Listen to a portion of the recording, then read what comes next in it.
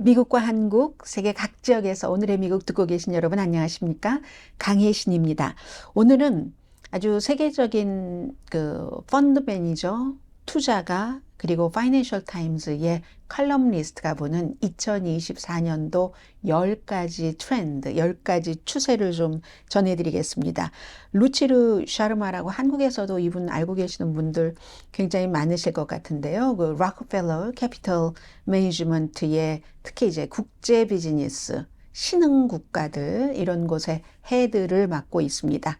그리고 파이낸셜 타임스 뭐 경제 전문지죠. 그 칼럼니스트인데 이분은 이 컬럼에서 2023년도가 어땠는가 하는 것을 한 서너 문장으로 정리를 하고 그리고 2024년도 10가지 추세, 트렌드를 얘기를 하는데 뭐 한마디로 중국 얘기도 나오고요. 달러는 어떻게 될 것인가, 유럽 경제는 이런 것들에 대해서 얘기를 합니다.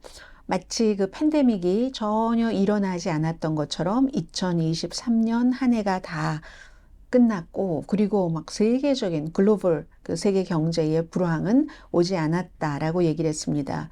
뭐 팬데믹 이후에 세계 예상외로 2019년과 비슷했다라고 결론을 짓는데 2019년이면 팬데믹 이전과 지난해가 비슷했다고 얘기를 합니다.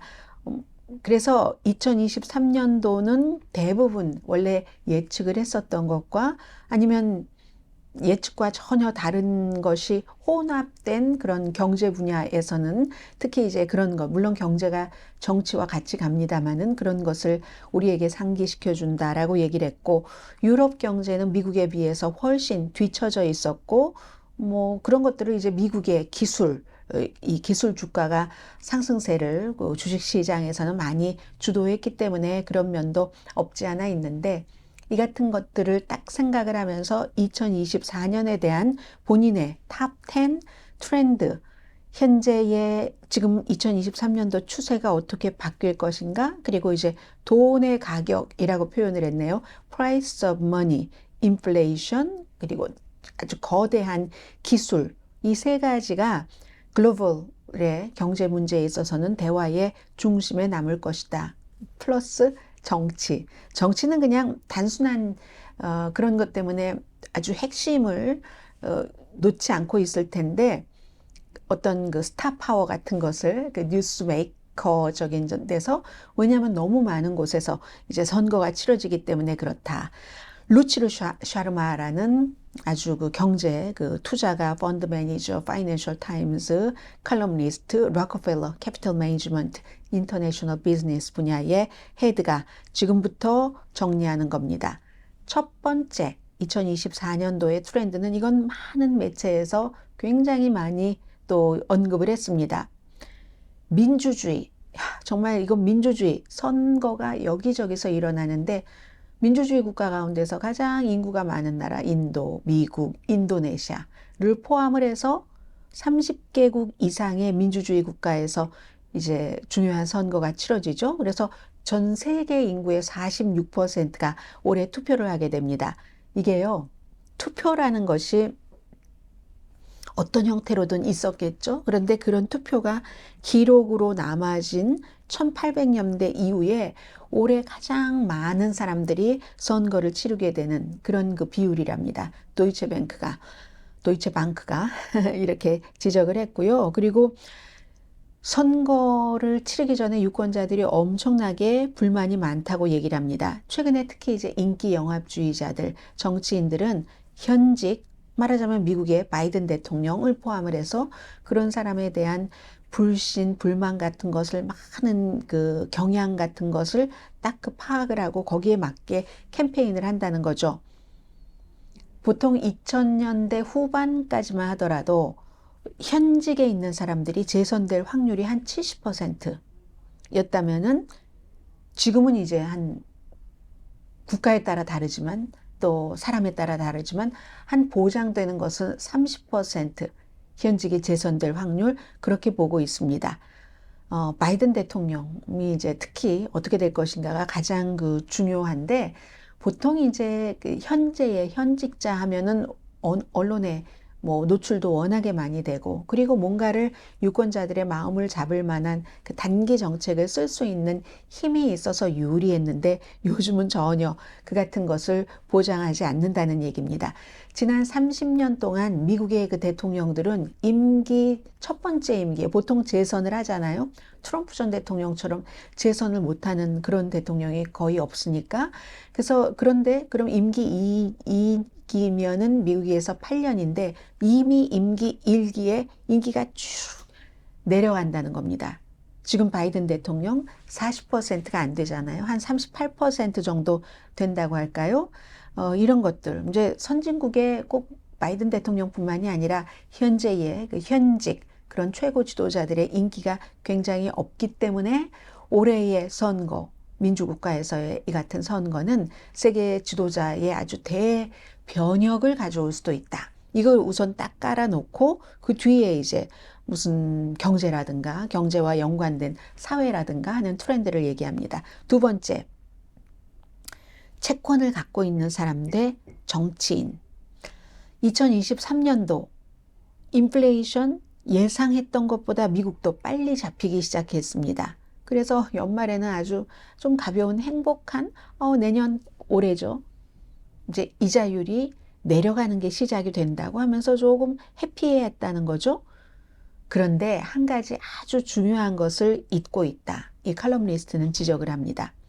선거철이 되면은 정치 그 지도자들이 아무래도 지출을 줄이는 것보다는 늘리겠죠. 그래서 막 돈을 풉니다.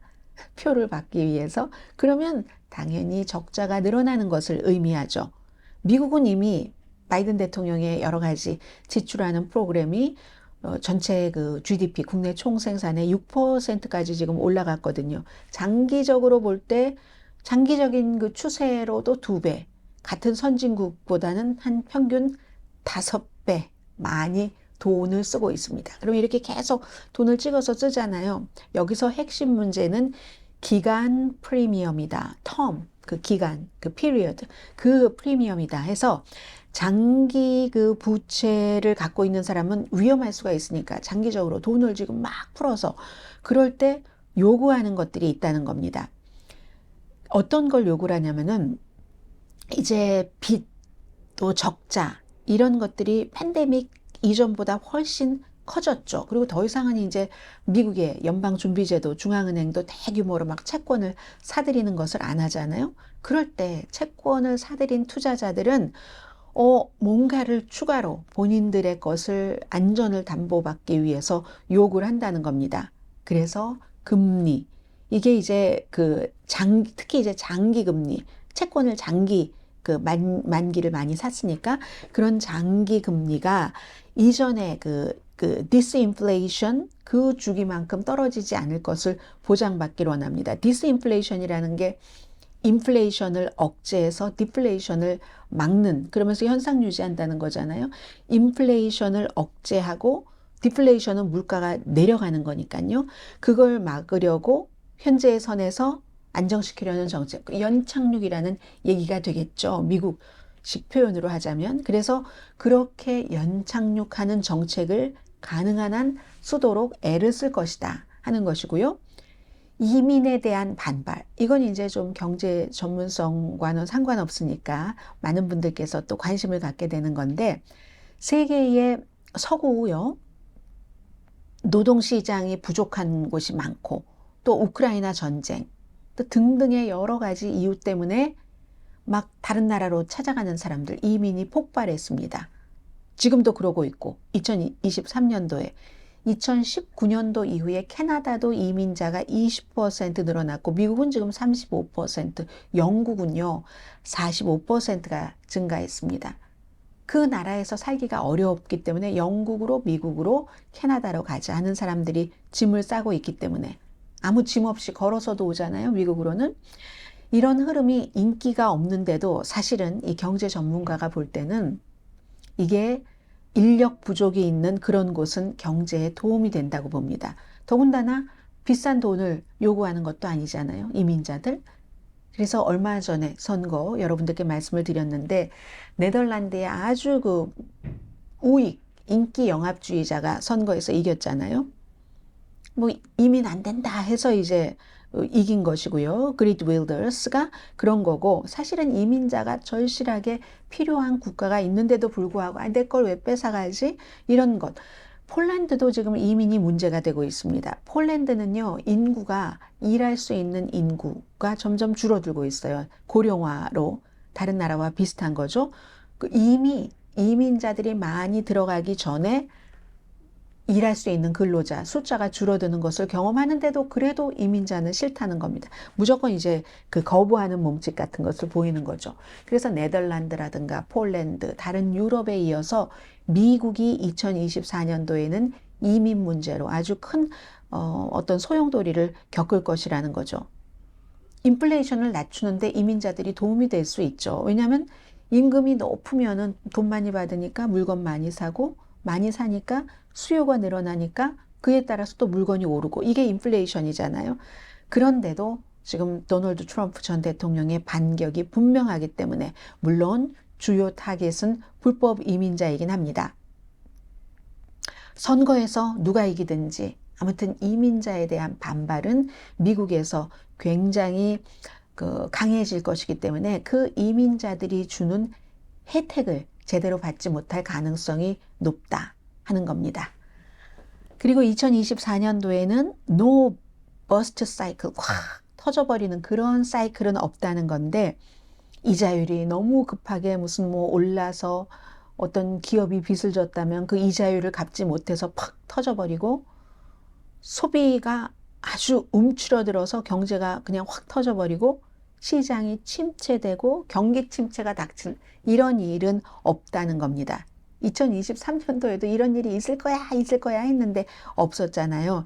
지금은 왜 그러냐면은 아직도 미국에서 이제 그 모기지 이자율 같은 것이 높기는 하지만, 지금도 퍼스트 홈 바이어가 아닌 경우는 보통 평균 그 30년 모기지 이자율이 한 3.75% 정도 되거든요. 4% 미만입니다. 왜냐하면 무슨 한 12년 뭐 장기 채권 뭐 이런 것들에 따라서 결정이 되기 때문에, 그래서 이제 그게 이제 조금 신규로 뭔가를 뭐 사려고 뭐 대출을 받는다 하면은 거의 7% 되잖아요. 반 이걸 유지하고 있기 때문에 뭐가 확 터져버리는 것은 없을 것이다. 그래서 경제에서도 그렇고 어떤 그 마켓에서도 그렇고 공기가 좀 서서히 빠져나가는, 이것도 연착륙을 의미할 수 있겠죠. S&P 500가요, 최근에는 많이 오르긴 했지만 2년 동안 새로운 최고치를 기록하지는 못했습니다. 한 150년 그 정도 되나요? 쭉 그 추세를 보면은 20% 정도 높은 수준. 이게요, 2021년 그 말에 45%나 S&P 500가 올랐습니다. 그땐 집에서 막 뭐 투자 같은 거 많이 했잖아요. 그때에 비하면 적은 편이죠. 아무튼 그래서 아직도 여전히 뭐 돈을 빌릴 때 이자율이 높으니까 경제가 뭐 그렇게 활발해지거나 이러진 않고 조금 수축된다는 얘기는 있잖아요. 그렇지만 아주 클래식한 버스트, 팍 터져버리고 어떻게 하면 좋지? 이런 일은 2024년도에 일어나지 않을 것으로 봅니다. 다섯 번째, 파이낸셜 타임스의 칼럼니스트는 유럽의 탄력성을 얘기를 합니다. 올해 1년 내내 오늘의 미국에서 미국의 경제 탄력성을 말씀드렸던 것 같은데, 이번에는 이제 유럽이라는 얘기입니다. 2023년도에 미국 경제는 유럽 경제보다 한 5배 많이, 5배 빠른 성장, 전체적으로 2.5% GDP 성장률이 있었잖아요. 그래서 이제 그 전에도 유럽보단 미국이 조금 낮는데 격차를 더 벌린 거죠. 이렇게 보면 야, 유럽 절망적이겠다라고 볼 수 있지만, 여러 가지 상황, 그리고 특히 이렇게 기대가 없는 상황에서는 뭔가 조금의 변화라도 굉장한 그 와일드한 분위기를 일으킬 수 있다고 얘기를 합니다. 지난해에 일본이 그랬다고 예로 들고 있습니다. 유럽이 올해 지난해 일본이 반짝했던 것처럼 그럴 수 있다. 왜냐면은 이제 유럽 같은 경우는 우크라이나 그 전쟁, 이게 이제 오래되면서 뭔가 전쟁과 관련된 에너지 위기 같은 것은 사람들이 적응을 했고 다른 길을 찾아갔고 했잖아요. 그렇게 문제를 풀고 있기 때문에 인플레이션 10% 이상에서 지금 뭐 한 2.5% 정도로 내려갔습니다. 실제 임금도 뭐 하락하고 있긴 하지만 어쨌든 소비자들이 아직 소비력이 있다는 얘기거든요. 유럽 사람들이 미국 사람보다 금리 인상으로 더 큰 타격을 입었죠. 왜냐하면 미국 사람들은 앞서 말씀드린 것처럼 뭐 돈을 빌려서 제일 크게 사는 건 집이잖아요.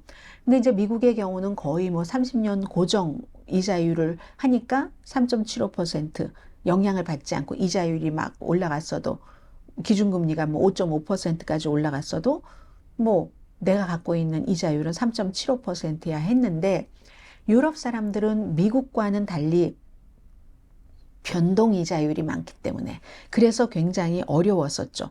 고통이 많았는데 지금 이제 이렇게 시간이 흘러가면서 그 고통의 상당 부분을 흡수를 했답니다. 흡수를 해서 이제 그리고 또 그 팬데믹 기간 동안에 막 정부 영국에서도 돈 풀고 했잖아요. 미국도 미국 사람들 다 썼어요. 아주 기분 좋게 흔쾌하게 뭐 신나게 썼죠. 그런데 유럽 사람들은 아직도 쓰지 않아서 저축이 많이 늘어나고 있다고 하거든요. 오히려 2년 전에 뭐 11%에서 연간 소득의 14%였답니다. 현재는 14%라고 하거든요. 그리고 2023년도에 유럽의 그 주식시장은 평균 미국보다 조금 강했습니다. 2024년도에는 더 반등할 것이다. 그리하여 유럽의 2024년도는 미국이 그랬던 것처럼 탄력을 보일 것이다. 라는 겁니다. 중국에 관한 얘기가 연이어서 이제 두 가지가 나옵니다. 중국, 차이나의 fading 하면 fade out 하는 거잖아요. 뒤로 조금 물러서고 약해지고 하는 건데 많은 중국을 지켜보고 있는 사람은 중국 정부가 발표하는 우리는 성장률이 5%가 넘습니다. 예전에는 뭐 두 자리 숫자였지만요. 이런 걸 베이징의 노선을 앵무새처럼 흉내내고 있다. 미국은 2.5%고요. 그런데 아마도 실제보다 2배 이상 불렸을 것이다. 이렇게 얘기를 합니다. 중국이 왜 중국은 경제 우리가 제대로 딱 냉정하게 보면 흔들리는 것 같은데 왜 어떤 방도를 취하지 않습니까? 하고 물어보면 중국 공산당 무슨 소리 하세요? 저희가 얼마나 경제가 좋은데요? 괜찮습니다. 괜찮은데 왜 추가 조치를 취하겠습니까? 라고 하는데 이건 부조리이고 실제로 이제 중국 정부가 다 이 데이터를 이제 보는 것, 쓰는 것이 있는데 세계 서구 국가들에서 쓰는 것, 이런 것을 쓰지 않고 본인들 입맛에 맞게 쓰면서 부조리한 경제 성장률을 내놓고 그런 부조리 뒤에는 중국 정부의 허풍이 있다라고 지적을 합니다. 세계적인 허풍이라고 합니다. 중국이요, 허풍을 하면은 스케일이 큽니다. 세계적으로. 시진핑 중국 국가 주석의 목표 자체가 경제적으로도 미국을 저기 뒤로 제치고 세계 경제를 지배하는 것을 목표로 하는데 이게 지금 뒤지고 있다. 이런 말을 할 수가 없다는 겁니다. 그래서 세계 학계에서 일반적으로 쓰는 PPP 용어가 아니라 무슨 뭐 명목 달러 기준 뭐 이런 것으로 뭐 중국의 뭐 여러 가지를 표현한다던가 아무튼 본인들이 원하는 것으로 한다 그겁니다. 그리고 명목상으로 볼 때도 중국의 GDP는 현재 미국 GDP의 66%밖에 안 됩니다. 지금 많이 내려갔어요. 2021년도에 76%에서 뭐 코비드 때 완전히 뭐 0% 관용이 없어 뭐 이런 것들 때문에 내려간 거죠.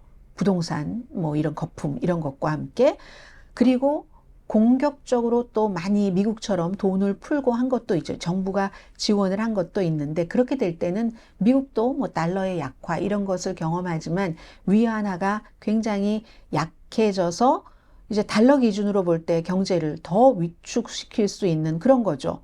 그래서 시진핑의 미국을 우리가 다 먹어야지 돼 하는 목표에서 더 멀어질 수 있다는 겁니다. 가식으로 우리가 이만큼이에요 하는 그 가식을 유지하면서 그래서 이제 글로벌 그 투자가들은 중국에 대한 이런 여러 가지 상황 때문에 투자를 줄일 것으로 그 예상들을 하고 있습니다.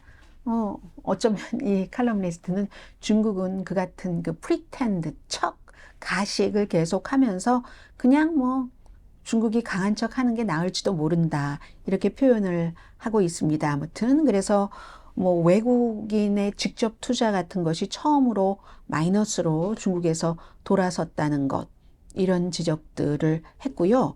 그러면 이게 연결되는 게 중국 이외에 좀 새롭게 떠오르는 그런 신흥 경제 국가들에게는 어떻게 될까? 얼마 전까지만 하더라도 소규모인 그 경제 신흥 국가들은 보통 이제 큰 그 경제 대국의 원자재 같은 것을 팔았죠. 그래서 경제를 유지를 하면서 또 이 국가의 특징은 중국과 보조를 맞추면서 딱 링크가 돼서 그렇게 성장을 했는데 이제는 그 링크가 깨졌다는 겁니다. 중국은 이미 디클라이닝 경제적인 것에서 되고 있고 해서 그렇게 될 때는 중국과 링크는 깨졌는데 세계의 경제 신흥 국가는 오히려 어머 중국이 저렇게 돼서 어떻게 하고 도전으로 본다기보다는 기회다. 중국이 이렇게 됐을 때 우리가 떠올라야지. 중국에 투자하던 그 외국의 그 투자가들이 다른 나라 베트남 같은 데로 눈을 돌린다는 거죠. 전 세계에서 전 세계의 투자 자금의 한 10% 정도가 중국으로 들어갔었는데 이런 것들이 이제 베트남, 인도, 인도네시아, 뭐 폴란드, 멕시코 이런 그 경제 신흥국으로 돌아가서 이런 나라들은 지금 뭐 베트남, 인도, 무슨 뭐 폴란드, 멕시코 이런 나라들은 인도네시아를 포함해서 한 전체적인 그 세계 투자가들의 투자의 한 4.2% 최근에 2배로 늘어났습니다. 중국에 대한 투자가 줄어드는 대신에 이게 무엇을 말하냐면 항상 오늘의 미국에서 뭐 미국이 넘버원 국가야, 중국이 넘버원 국가야, 이미 중국이 넘버원이야 라고 많은 주장하시는 분들께 제가 누누이 말씀드렸던 것이 있습니다. 중국이 무슨 뭐 인권, 뭐 사회적인 자유 뭐 이런 것들도 물론이고 정부 자체를 믿을 수가 없잖아요. 그리고 중국과 사업을 하시는 분들은 주얼리 사업만 하시는 분들이라도 큰 규모가 아니라도 이게 확실하지가 않잖아요. 또 물건 받아보면 물건 틀리고 정부에서도 정부가 도장 찍어주는 그런 것들조차도 가짜가 많고 또 정부가 이랬다 저랬다 마음대로 신뢰가 없는 이런 것들이 어떻게 선진국으로 갈 수 있을까 수없이 말씀드렸잖아요. 그런 겁니다. 투자자들도 이제 경제에 대해서 전에는 중국의 그런 그 변덕스러움도 알면서도 워낙에 이득이 크니까 아예 뭐 이렇게 아주 그 크게 벌면 나중에 좀 손해 보더라도 괜찮잖아 하는데 이제는 그 시절이 지나서 중국이 많은 것들을 카피해서 자신들도 하고 있잖아요. 그러니까 이제 더 이상은 위험 부담을 가질 필요가 없다 하면서 대체 국가로 떠나는 거죠. 투자가들이. 그리고 신흥 그 세계 경제 국가들은 그래도 코비드를 전후로 해서 굉장히 그 대출 같은 것도 자제했고요. 과도하게 막 대출을 한다던가 그리고 일정한 시점이 됐을 때 선진국보다 빨리 금리를 인상했습니다. 이거는 경제 신흥국은 아니고 이미 경제 대국이지만 한국도 마찬가지였잖아요. 그래서 2023년도 마지막에 이코노미스트가 한국, 그리스 이런 나라가 세계에서 2023년도에 그 데이터상으로 경제를 가장 잘 운영한 국가로 치는 겁니다. 그렇다고 그리스가 지금 세계에서 제일 잘 먹고 잘 사는 국가는 아니잖아요. 2023년 동안 그렇게 잘했다는 겁니다. 한국이 두 번째고 미국이 세 번째인데 한국이 미국보다 6개월 먼저 이자율을 올리기 시작했습니다. 팬데믹이 끝나고 이자율을 올리기 시작한 여러 국가들의 그런 것들이 이제 괜찮았다 하는 거예요. 뭐 심지어 뭐 터키 같은 나라, 아르헨티나 같은 나라도 한때는 뭐 경제에 대해서도 무책임의 상징이었던 국가들이죠. 그런데 많이 뭐 이자율 같은 거 이런 것도 정통적인 방향에 따라갔다 하는 겁니다. 2023년도에 많은 전문가들이 야, 이렇게 금리가 오르면 완전 신흥 국가들은 채무 불이행이 될 거야. 디폴트. 1990년대 불안정성. 그렇게 될 거야. 근데 그런 국가가 없다니까요. 2023년도에 오히려 그래서 신흥 국가들의 탄력성에 놀랐고 미국도 경제에서 탄력이 있었지만 그렇게 일단 탄력이 있어서 주목받은 게 2024년도 올해는 더욱 빛을 발할 것이다 라고 예상을 합니다. 그 다음에 이제 달러의 하락. 2022년 말에 코비드 있고 2년 뒤에 달러 가치는 다른 주요 통화에 비해서 20년 만에 최고치를 기록했습니다. 막 시기가 어렵고 이런 때니까 그 이후에부터 내려가기 시작했죠.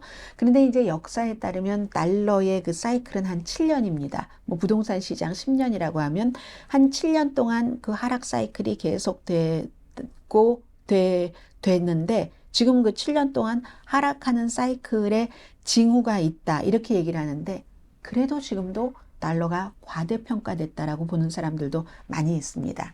그렇지만 또 대부분의 경제 전문가들은 여전히 달러 가치가 크게 하락하지 않을 것이라고 예상하기도 한다고도 말하는데 대안이 없으니까 대안이 없고 투자자들이 미국 채권 계속 살 거기 때문에 뭐 자신감이 넘친다는 얘기예요. 그런데 미국이 이렇게 그 적자가 많고 정부 예산에서도 그렇고 경상수지를 포함해서 뭐 아무튼 다른 그 평균 뭐 비슷한 그런 그 경제 국가보다 2배 미국이 이렇게 뭐 적자가 많고 뭐 이렇게 되는데도 계속 그럴 수가 있을까? 대안을 찾는 국가들이 있잖아요. 무슨 금을 매입한다던가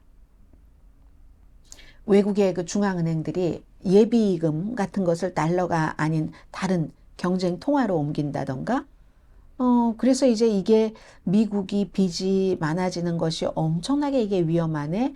이런 것을 이제 딱 그 들어오게 사람들이 더 심각하게 생각하게 되면 달러는 2024년도에 좀 위험에 빠진다라는 지적합니다. 그 다음에 이제 한 2가지 남았는데요. 좀 재밌네요. Magnificent Seven의 분열. 이건 2023년도에 미국의 거대 기술주 주식이 많은 것을 이끌었습니다. 그리고 이게 전부 인공지능과 연관이 돼 있잖아요. 인공지능에 투자를 주도할 만큼 그런 유일한 기업은 미국밖에 더 있겠어? 그래서 막 미국이 주식 막 올라가면서 뭐를 좀 견인을 했죠. 그런데 Magnificent Seven 가운데서 다 불러드리지도 않겠어요. 남아있는 그룹만 말씀드리자면 엔비디아, 마이크로소프트, 그리고 이제 알파벳이죠. 구글의 모회사. 근데 이것도 가만 보면요. 수익을 내는 회사는 그 엔비디아밖에 없어요. 그 칩, 인공지능에 들어가는 칩. 지금 한 450달러 정도는 안 될 거예요. 주가가 48달러, 46달러 이렇게 되던데 유일하게 엔비디아만이 이 인공지능으로 인해서 실제로 돈을 벌고 나머지는 뭔가 그냥 분위기 때문에 운이 좋은 거죠. 축복받아서 실제 그 수익이 증가해서가 아니라 그냥 주식 가치가 상승하는 거예요. 그 따라서. 근데 이게 굉장히 익숙한 증후군이라고 얘기를 합니다. 처음에 항상 혁신이라는 것은 사람들을 무척 흥분시키죠. 그래서 뭐가 금방 될 것 같고 내가 투자 안 하면 손해볼 것 같으니까 그런 회사에 돈을 쏟아붓기도 하고 그리고 나서 조금 있으면 알죠. 야, 이게 금방 수익을 못 내는구나.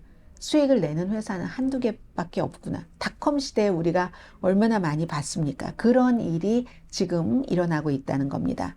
아무튼 그래서 엔비디아는 여전히 빠르게 성장하고 있고 그래도 지난 몇 개월 사이에 주식 상승률이 뭐 10%, 12%이 정도밖에 안 되거든요. 애플은 거의 상승하지 않고 테슬라는 하락했잖아요. 기술주 가운데서. 나머지 기술 부분이 아무튼 좀 불황에 빠져 있다. 이런 점에서 인공지능은 좀 특별한 환경에서 지금 커나가고 있다 하는 거고요. 왜 아마존, 알파벳, 마이크로소프트 뭐 이끄는 뭐 여러 뭐 이런 그 부대 회사 등등이 일자리 많이 해고를 했었잖아요. 그래서 2024년도에는 붐이 아니라 추가로 이제 도태되는 그런 그 회사 뉴스를 듣게 될 가능성이 굉장히 높으실 거랍니다.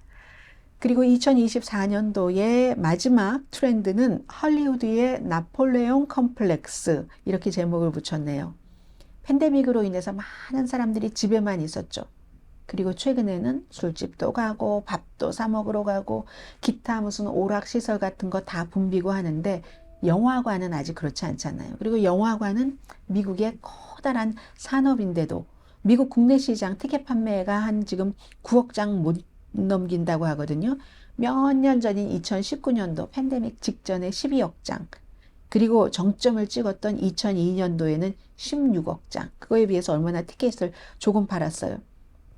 상상하시는 그대로입니다. 이유가 있죠. 스트리밍 서비스, 넷플릭스, 유튜브, 기타 무슨 뭐 온라인 많은 미디어. 그런데 이 전문가는요, 영화가 굉장히 큰 산업인데 거기서 블록버스터, 그 액션 영화 형식의 한계 등등 뭐 여기까지는 그래도 알려졌다고 하는데 모든 것에서 과소평가되는 게 하나가 있는데 그게 이것도 다 정치적이랑 연관이 돼요. 진보의 렌즈를 통해서 본 그 대본을 필터링해서 만들어 놓는 이런 영화를 보수가 싫어한다는 얘기를 하고 있습니다. 이 예를 들어 나폴레옹에 관한 영화도 한 진보 30%는 좋아하지만 나머지는 소외될 것을 그런 위험을 무릅쓰고 그런 영화를 만든다는 거예요. 예를 들어서 이 나폴레옹이라는 사람이 얼마나 난해한 사람입니까? 그런 난해한 사람을 아주 후지게 패러디를 해서 조잡하게 만든다든가 뭐 하나의 예를 든 거지만 리들리 스캇이 영국 감독이잖아요. 이 나폴레옹 황제는 무슨 뭐 대군사 전략가도 아니고 공화제 혁명의 옹호자도 아니고 공공 서비스를 개혁한다던가 교육을 개혁하는 사람도 아니었다. 단지 괴팍한 리틀 살인자, 리틀 머더에 불과하다. 그러면서 이제 영화는 막 전장에서 막 사람들만 막 그냥 숨지는 막 이런 그런 산더미로 끝나게 되는데 이 칼럼니스트가 프랑스에서 태어난 보수적인 친구에게 물어봤답니다. 아니 뭐 그런 거 본 적 있어? 하니까 당연히 안 보지. 왜냐하면 헐리우드가 나폴레옹을 헐리우드의 진보의 렌즈를 통해서 진보의 세계관에만 맞게 만들 것이라는 걸 알고 있으니까 무조건 나폴레옹은 1부터 100까지 다 나쁘다. 그게 어쩌면 아카데미 그 회원들에게는 박수를 받을 수 있을지 모르지만 박스 오피스의 수익은 살리지 못한다. 그게 이제 영화계의 2024년도 트렌드라는 겁니다. 락펠러 인터내셔널의 이제 그 책임자 파이낸셜 타임즈의 칼럼니스트 투자가인 루첼 샤르마스가 쓴 2024년도 10가지 탑 트렌드였습니다. 여기서 마치고요. 내일 오늘의 미국 정규 방송 시간에 뵙겠습니다. 강혜신이었습니다.